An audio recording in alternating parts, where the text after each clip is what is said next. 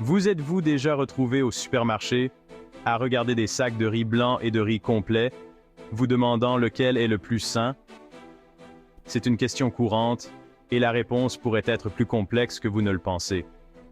Dans la vidéo d'aujourd'hui, nous allons explorer tous les aspects du riz blanc et du riz complet pour vous aider à prendre la meilleure décision pour votre santé et votre style de vie.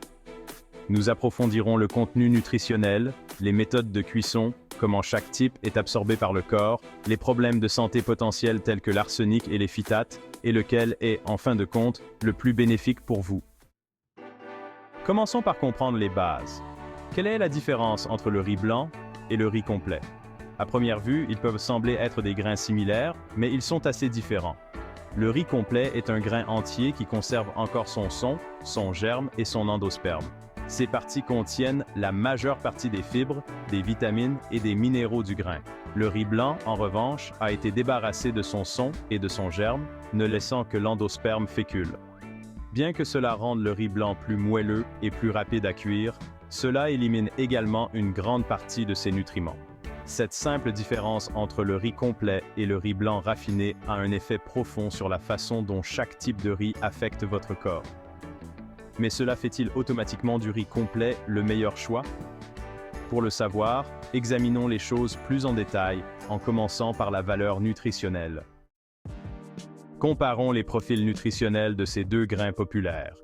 Une tasse de riz complet cuit contient environ 218 calories, tandis qu'une tasse de riz blanc en contient un peu moins, environ 205. Cette différence de calories est minime, mais le plus important est la densité nutritionnelle. Les fibres sont là où le riz complet brille.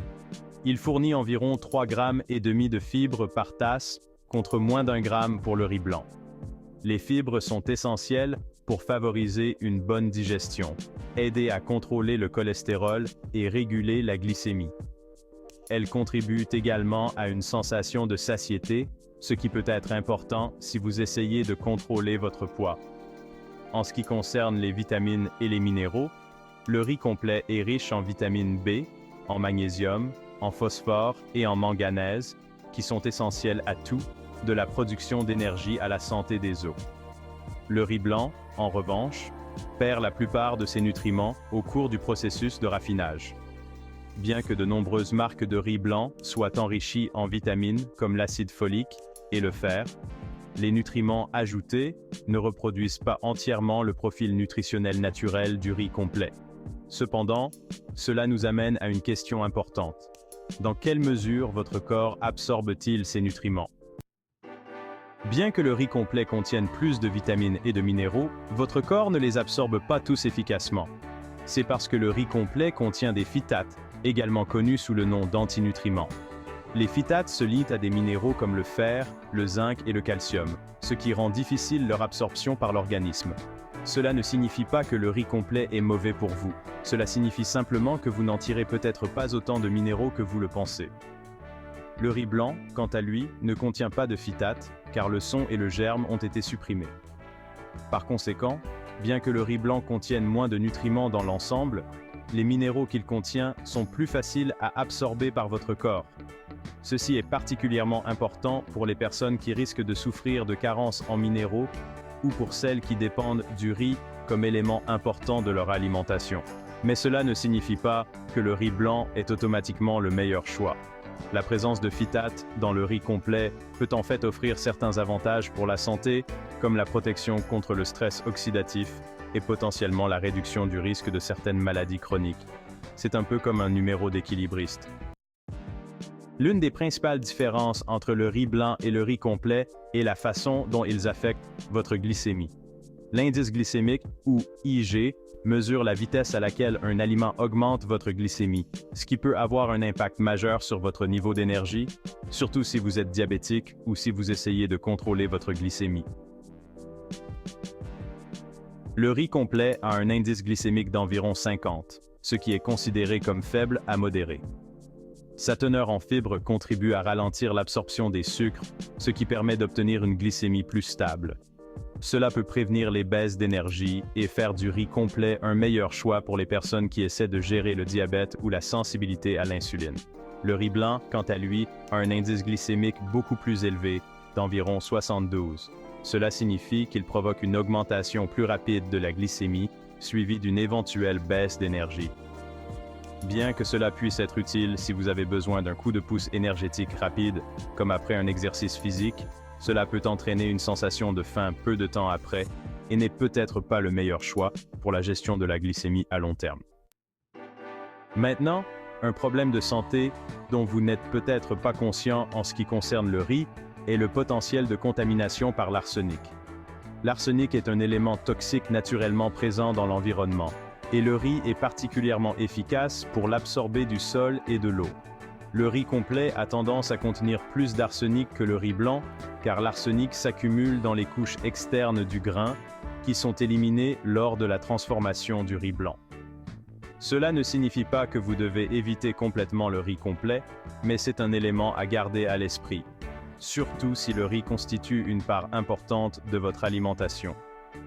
Pour réduire les niveaux d'arsenic, vous pouvez bien rincer le riz avant de le cuire et utiliser plus d'eau pendant la cuisson, un peu comme vous le feriez pour les pâtes.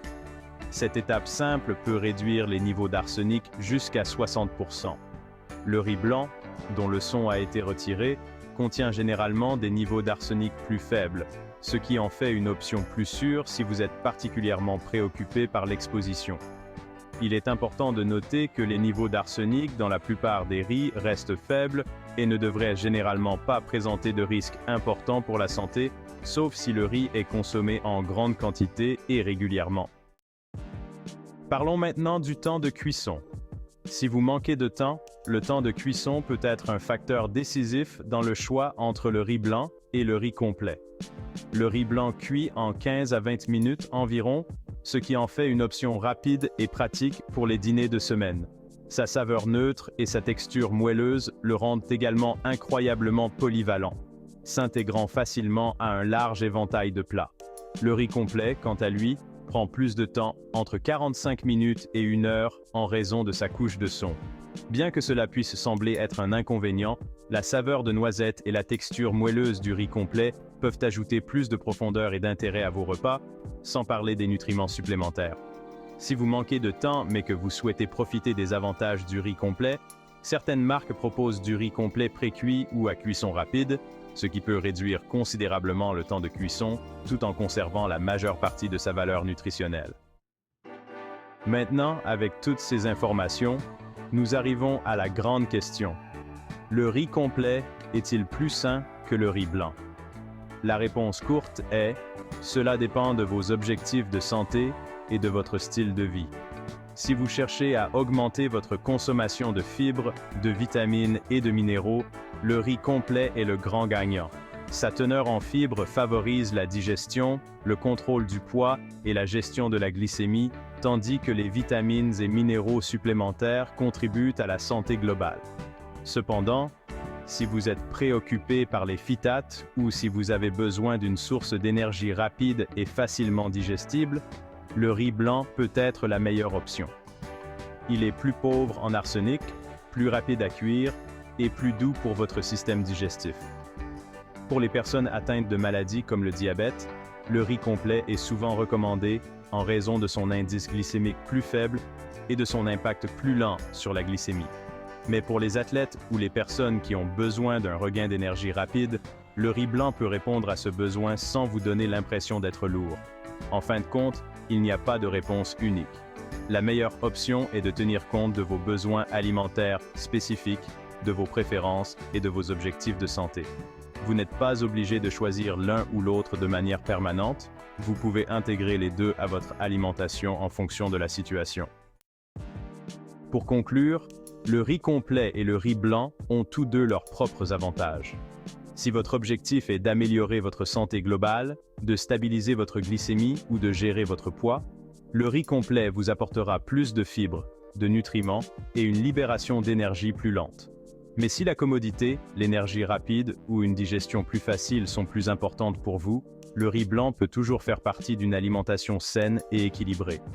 L'essentiel est que vous puissiez déguster les deux types de riz avec modération en fonction de vos besoins du moment. Il suffit de faire attention à la taille des portions Et si vous êtes particulièrement préoccupé par l'arsenic ou les phytates, pensez à bien rincer le riz et à l'accompagner d'une variété d'autres aliments riches en nutriments. Vous avez aimé en savoir plus sur le match du riz?